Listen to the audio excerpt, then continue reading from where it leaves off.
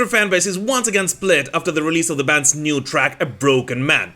Although, in all fairness, it kinda is pretty much every time Dream Theater drop a new track. Very strange. So today, let's take a look at the band's second single from the upcoming Parasomnia album, discuss the ugly truth about why it actually is so divisive for the Dream Theater community, and then talk about what it tells us about the band's upcoming studio record. Here you go.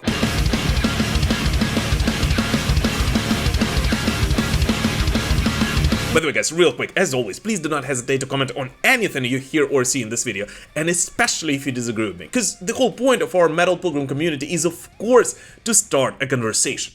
But alright, let's do it. The moment the track begins, you're hit with that signature Dream Theater sound. The intro feels like a warm handshake from an old friend, instantly recognizable, comfortably familiar, and quintessentially Dream Theater. It has that lush combination of John Petrucci's riffing, atmospheric keys, and the intricate yet steady and instantly recognizable rhythm section, which right away sets the stage for what is to follow.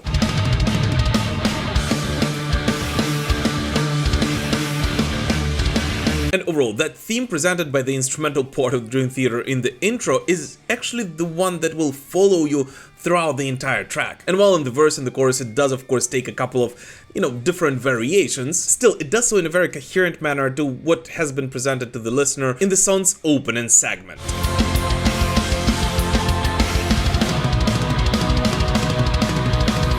Now, talking about the verse, one of the biggest concerns of pretty much every Dream Theater fan when it comes to any new music by this band is the state of James LaBrie's voice. And here's the thing, it would be simply stupid to state that James today sounds exactly the same as he did 30 years ago. I know. And in all honesty, there are just a few vocalists in the world who do. But at the same time, I gotta say that at least to me, James's voice really complements the instrumental part of the song and fits really well into the overall composition and the mood of this track. Yet, of course, still, the biggest question is how this track will sound live. As I always say on this show, heavy metal is the music which is supposed to be enjoyed in the sweaty clubs and on festivals and not online. And it is true that with the modern technology, and especially when you work with such guys as Andy Sneap, you can make anyone sound great. So I guess we kind of have to wait and see. But once again, at least to me, neither of the instruments on this song, including James LaBrie's voice, feels out of place.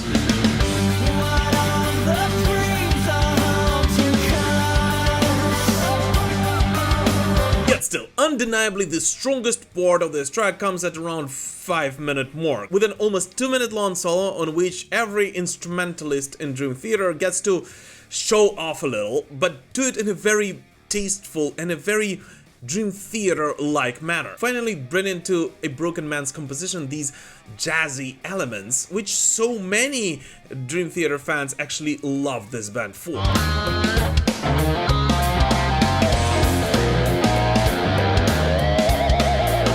And here's the thing, I'm actually gonna say something which many of you might consider blasphemy, and I accept this and you can trash me in the comments if you will. But this new song, for some weird reason, and I can't really catch why exactly, gives out very strong Deep Purple vibe, at least to me. And I do understand that I might be in a huge minority here, but I don't know, this feeling just kinda got stuck with me the first time I heard this song. But still, at parts, this song actually does kind of feel to me like a tribute to the legacy of Jon Lord. Yeah, I know.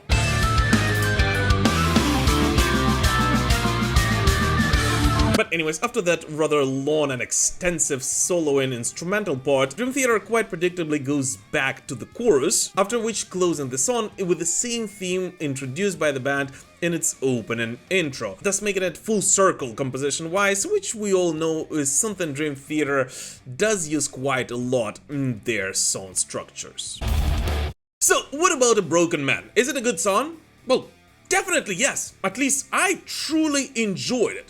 But does it live up to the hype of this highly anticipated reunion album so many Dream Theater fans have been waiting for so many years? Well, here's where it becomes a little bit trickier, because the ugly truth about Dream Theater today is that everything we just discussed in this video doesn't even matter. In a recent interview with Ola Englund, Mike Portnoy said something rather important. He said that Dream Theater has both the best and the worst fan base in the world of metal. The best because they're so passionate about their favorite band, about all the little details, about all the nerdy little things surrounding Dream Theater. And the worst because it is virtually impossible to please them. On this track, very similarly to the first one released a couple of weeks ago, Dream Theater do not reinvent the wheel at all. Quite the opposite. They specifically release a track which would feel rather comfortable for all of the longtime Dream Theater fans. It is a song which somewhat showcases the different aspects of Dream Theater so many fans have fallen in love with back 30 plus years ago. And at least in my opinion, the band does that specifically for the fans. They do it specifically to show the fans that, hey, Mike Portnoy is back in the gang, and this new chapter of Dream Theater will feel like home, both for the band and for the fans. And here comes the biggest paradox of it all, because on one hand they please at least one portion of their fans, but many others may consider it a paint-by-numbers Dream Theater. And you know what the craziest thing is? Is that if on the first singles released after the return of Mike Portnoy, Dream Theater would do something absolutely unique and new, something that they have never done before, that first part of the Dream Theater fanbase would still say that, you know, the boys have lost it. And this feels nothing like real, true Dream Theater.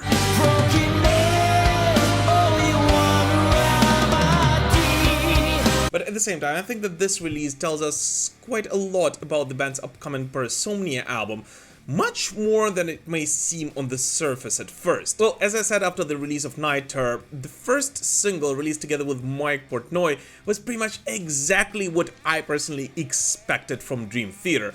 It was exactly what most Dream Theater fans were expecting from the band. A very thoughtfully crafted but very safe Dream Theater track. And we can on one hand say pretty much exactly the same thing about A Broken Man, yet at the same time it dives significantly deeper into the depth of the classic Dream Theater sound than the first track did. At the same time showcasing a slightly darker and a heavier side of Dream Theater, which ironically enough Dream Theater were able to achieve without actually trying to sound heavy. And this kind of makes me believe that with these two singles, Dream Theater are somewhat easing a listener into the world of Parasomnia. And here I have to point out that I haven't actually heard the full album yet, I most likely will do in the next couple of weeks. But the sequence of the first two singles actually makes me believe that Parasomnia will be significantly darker and heavier than we could have thought at first. And it might actually hold quite a lot of surprises, even for the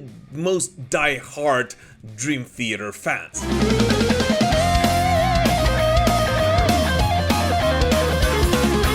But I guess we gotta have to wait a little and see. But for now, please let us know what you guys personally think about A Broken Man, and whether you would like me to do an early review of this album, as well as possibly invite the band on a show for a chat. Please let us know in the comments. As always, thank you so much for watching this video, guys, and thank you so much for supporting me, this show, and Ukraine through this extremely difficult time. Love you all, and please don't forget to subscribe if you haven't done so yet. We will prevail. Slava Ukraini!